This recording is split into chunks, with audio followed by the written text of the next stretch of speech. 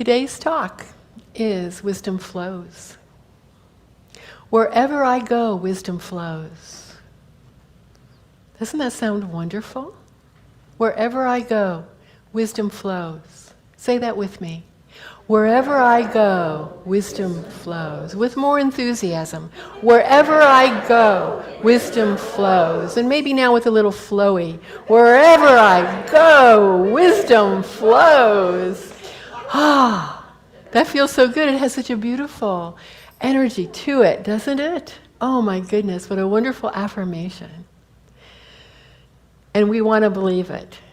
We really, really want to believe it. Our heart yearns to embrace this, to know it at every moment, every time we have a decision to make, every time we have a conflict, a quandary. It's an interesting word, a quandary, conundrum, that wisdom is right where we are, wherever we are.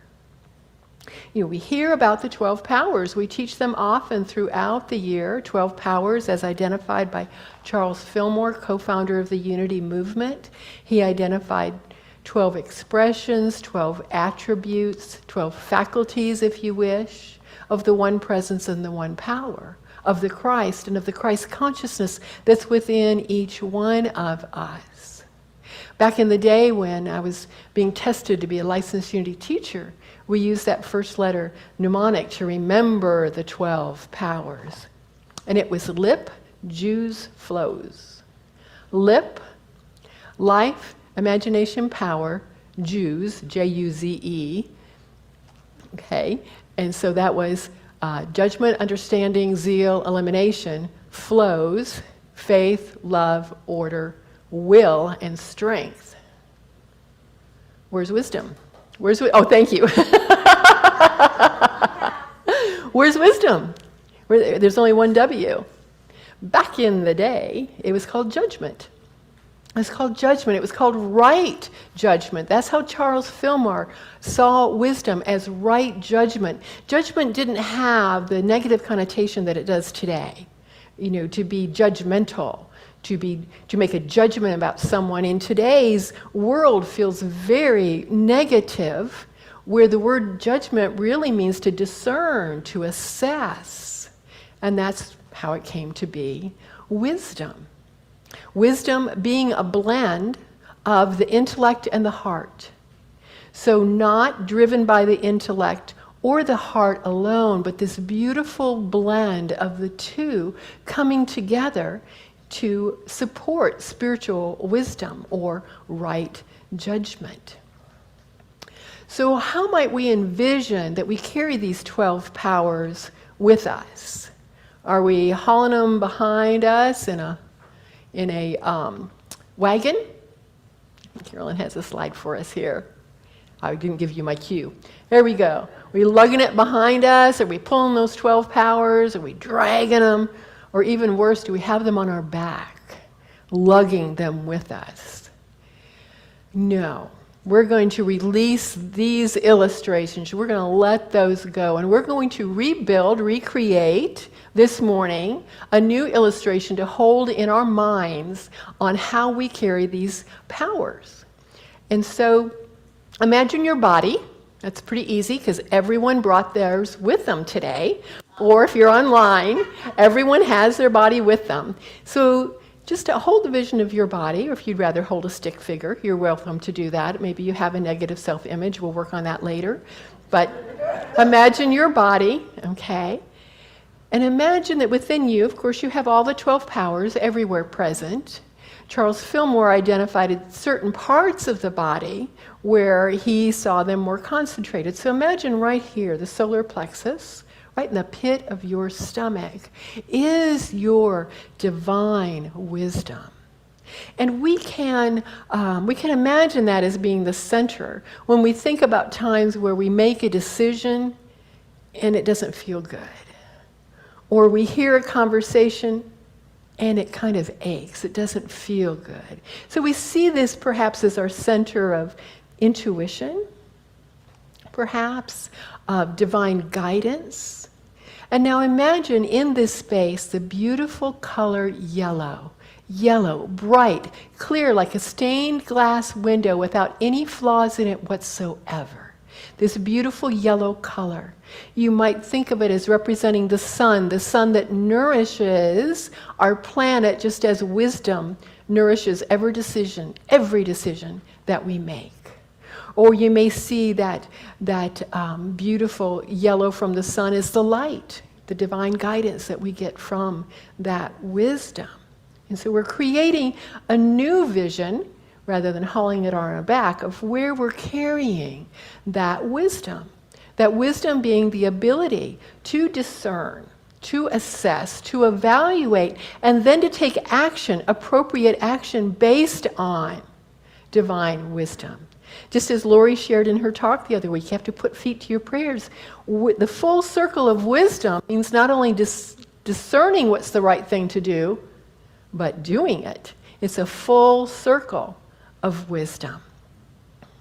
So let's affirm this affirmation that Carolyn has on the screen for us together.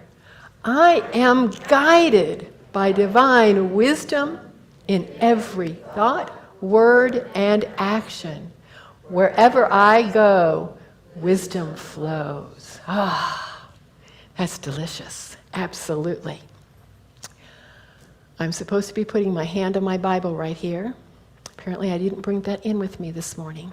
But I'm not reading from it because they're short scriptures. So imagine, right here is my Bible. I'm going to put that right there.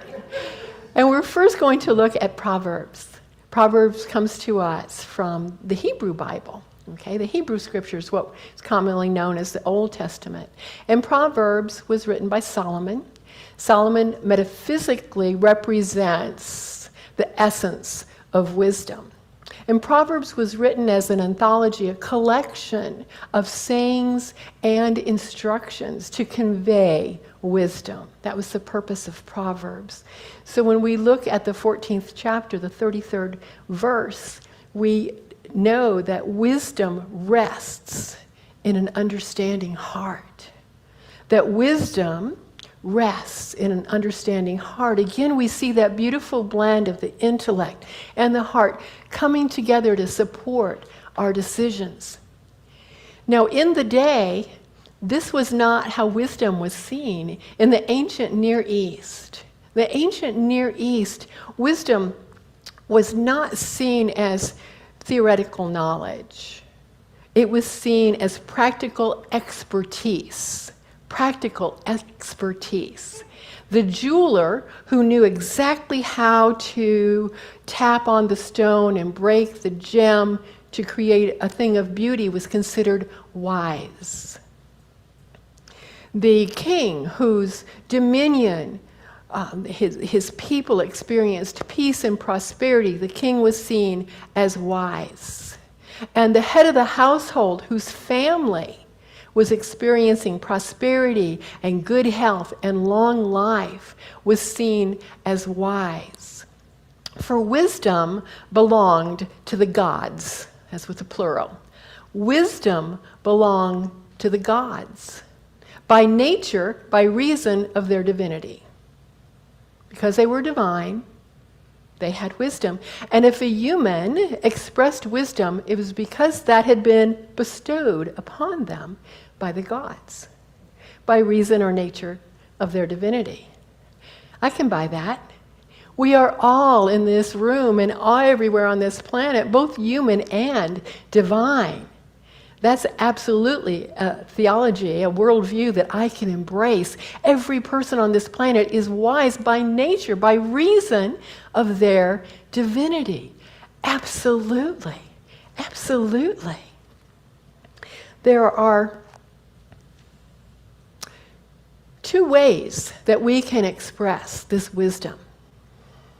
The first is to have our sense consciousness, or our ego, or our personality inform our wisdom.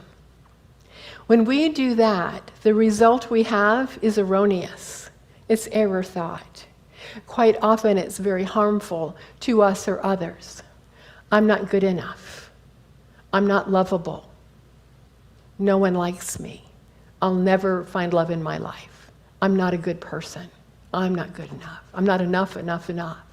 Or it may be a judgment towards another in their faults, in finding fault with them. But when we come from using our spiritual laws, knowing our divine truths and principles, use that to inform our wisdom, then our decision is not only spirit-fed, but it's spirit-filled. And it is safe. We know what is ours to do. We know what is in our highest good. We know what's in our highest good and what is not. And so our decisions are with confidence. We are sure-footed as we take those steps because we've turned within and allowed our vision to come from a higher perspective. We know exactly what is ours to do. Now I'm placing my hand on the Bible as we take a brief look at the Christian scriptures. We're looking at the Gospel of John, and we're looking at 7th chapter, 24th verse. Do not judge by appearance, but by right judgment. This is wisdom, and we all possess the wisdom of the ages.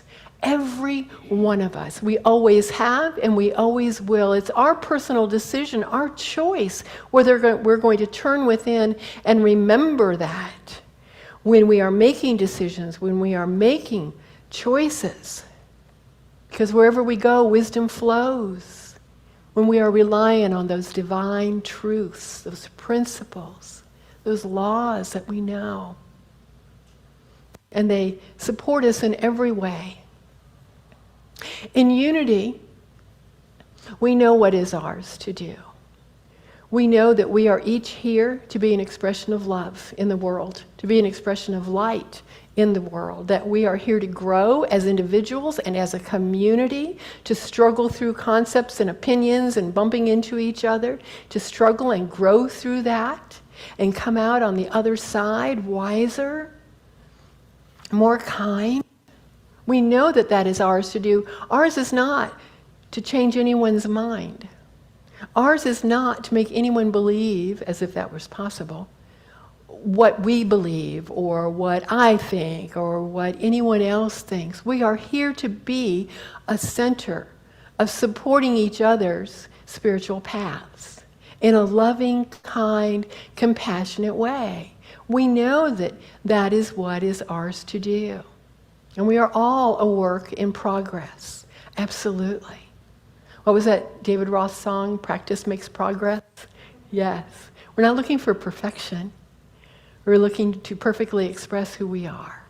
In that moment, in what we know, what we've come to accept, and who we choose to be. So last week I mentioned that Easter can be a difficult time within unity because of our set of beliefs, if we let it be. But it does not need to be a difficult time for us. We can embrace Easter in the way that we look at Easter metaphysically. You've heard me say so many times, unity is a Christmas religion in an Easter world. I mean the world of Christianity. We are a Christmas religion in an Easter world. And what does that mean? It means that we focus on the life and the teachings of Jesus. And each faith tradition chooses for themselves what works for them, whereas the more traditional way is to look at the crucifixion and the rising. He has risen, absolutely. And often to look at the concept that Jesus has died for our sins. And in unity, we don't believe that is true for us. We believe we are born blessed. Every individual is born blessed. And we hold that as our belief. We see Christianity can fall under kind of three different areas. The birth, there's our Christmas religion, there's where unity falls. And then the crucifixion. It can also mean, as we see it in unity, is the crossing out of error beliefs and standing in our truth of love and light. We decide what things mean, what symbols mean. And then, of course, there we go, he has risen. And we know how we hold Easter, and we don't need to make anybody else wrong, ever, including those right here in this room. We each have our own beliefs about Christianity, about what we believe about Jesus, and hold firm to those beliefs. In the back of the room is a table full of books that Catherine Duncan's family brought in this week. And of course I had to grab one up to look at because the title was Wisdom, and I knew where I was going this week. And I found this quote. And this quote says that loving your neighbor means not limiting your neighbor in word, thought, or deed. Loving your neighbor means loving them just like they are. You have no need, no desire to change anything about them. It's a tough one, isn't it? Yeah. Right now you're thinking, what is she talking about? Loving your neighbor means having no need or desire to change anything about them. And when I say neighbor, I'm also talking about your beloved, your children, your other relatives, your dear, dear friends. We have no need to change anything about them. For we all have wisdom, and we're all here to live our lives out loud and to bless others just as they are, to love and bless others just as they are, just as we want to be accepted, just as we are. Each of us has that desire.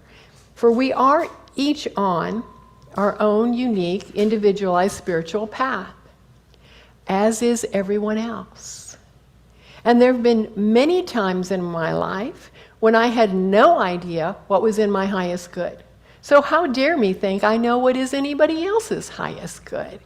So contemplate that for a moment. We hold dear to us learning what is in our highest and greatest good. Let others learn what is in their highest and greatest good. Do not deny them that experience, whatever it is, and it can be painful. It can be painful. I understand that personally. But our role is right here where we are, and we should feel so free by that, knowing that we're not carrying the world on our shoulders. That's not our role, to carry the world on our shoulders. We can take that off and love it. We can take that off and just absolutely infuse it with love and with compassion. And we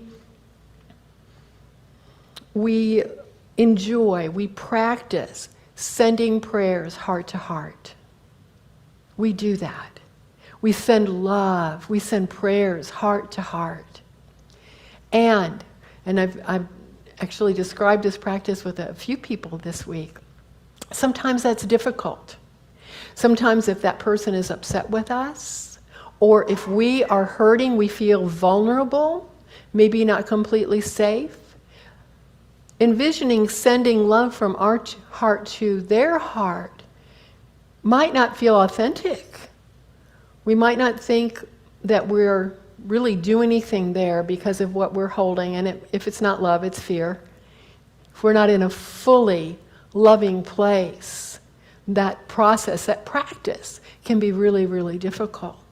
I had an experience recently. My youngest daughter, the youngest of our clan, her dad is different from my other two kids. Now, he has other children, but he and I had one child.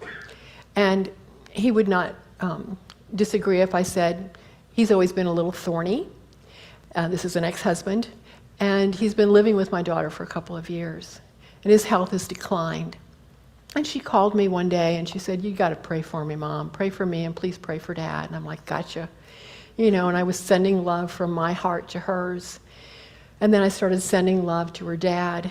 And in my mind, and it could have only been in my mind, I'm not saying that this is an accurate depiction, it felt like there was a brick wall being put up as fast as I was sending love out. Like it was a bounce back. When you send a text or an email and it bounces back? Okay, that's what it felt like. But I could ask my higher self to send love and peace and healing to their higher self, and it truly felt complete, like the circle was complete. So you might try that with someone you really want to send love to, but perhaps there's a disconnect there. You can ask your higher self to send love and peace and healing to their higher self. And know, because we're all one, it's happening. It's happening. Absolutely. And so I will close this morning with a reading to help us affirm what is ours to do. It's called a Medicine Woman's Prayer. I will not rescue you, for you are not powerless. I will not fix you, for you are not broken. I will not heal you, for I see you in your wholeness. I will walk with you through the darkness as you remember your light. Our work is cut out for us. Our world needs us. Our world needs us to help it remember its light, to help our world see it and feel it and be it. Wherever you go, wisdom flows. And so it is. Thank you.